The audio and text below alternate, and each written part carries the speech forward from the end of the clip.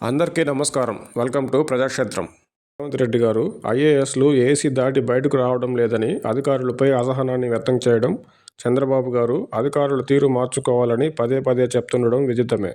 తాజాగా AP fibre net chairman GV Reddy గారు కొన్ని ఆధారాలతో ఫైబర్ నెట్లో ఉన్న అధికారుల తీరుపై చేసిన వ్యాఖ్యలు కొందరు అధికారులు ఐఏఎస్లు ఏ విధంగా వ్యవహరిస్తున్నారో స్పష్టంగా తెలియజేశారు. ఈ మధ్యనే జయప్రకాష్ నారాయణ గారు ఒక ఇంటర్వ్యూలో మాట్లాడుతూ అధికారుల్లో అలసత్వం, అవినీతి, అహంకారం, అసమర్థత పేరుకుపోయాయని చెప్పారు. అందుకు సాక్ష్యాలుగా జీవీ రెడ్డి గారు ఆధారాలను పంచుకుంటూ తన మొత్తం ప్రసంగంలో తాను పనిచేయాలనుకుంటున్న అధికారుల తీరుతో ఏమీ చేయలేకపోతున్నాననే ఆవేదనను స్పష్టంగా తెలియజేశారు. ప్రజల సొమ్మును వేలల్లో, లక్షల్లో జీతాలుగా తీసుకుంటూ తమ విధులను సక్రమంగా నిర్వహించడానికి అధికారులకు వచ్చిన ఇబ్బంది ఏమిటో అర్థం కాని విషయం. సంస్థకు నష్టం జరుగుతున్నా, ప్రజల సొమ్ము వృధా అవుతున్నా పట్టించుకోలేదంటే ఆ అధికారులను ఏమనాలి? ప్రజల సొమ్ముపై జవాబుదారీతనం లేనివారు ఉద్యోగం పేరుతో ప్రజల నెత్తిన ఎక్కి కూర్చోవడానికి మాత్రం అర్హులు కాదనే చెప్పాలి. అక్రమంగా అర్హత లేకపోయినా ఫైబర్ నెట్లో పోస్టులు ఇవ్వడానికి, అప్పనంగా బిల్లులు చెల్లించడానికి వెంపర్లాడిన అధికారులు ఆ సంస్థ బాగు కోసం పనిచేయమంటే ఎందుకు మేనమేషాలు లెక్కిస్తున్నారో వారే ఆత్మపరిశీలన చేసుకోవాలి.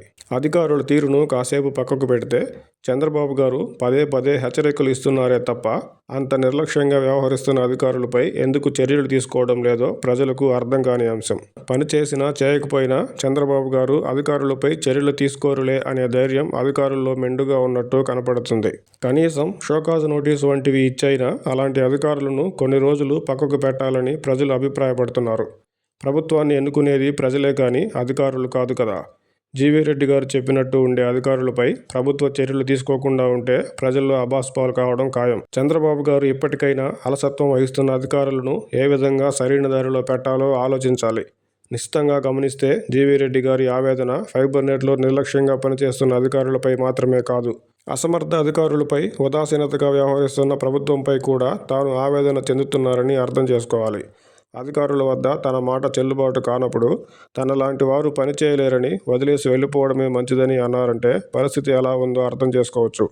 పేరుకే పదవులు ఇచ్చి అధికారం మొత్తం వేరే దగ్గర పెట్టినప్పుడు, అధికారులు ఇష్టారీతిని వ్యవహరిస్తున్నప్పుడు, మంత్రులకు సైతం ఆయా అంశాలపై అవగాహన ఉండి వారు కూడా ఏమీ చేయలేనప్పుడు, అవినీతి రూపానో అలసత్వం కారణంగానో ప్రజల సొమ్ము వృధా అవుతున్నప్పుడు ప్రభుత్వం మారినా ప్రజలకు ఒరిగేది ఏమీ లేదు కదా.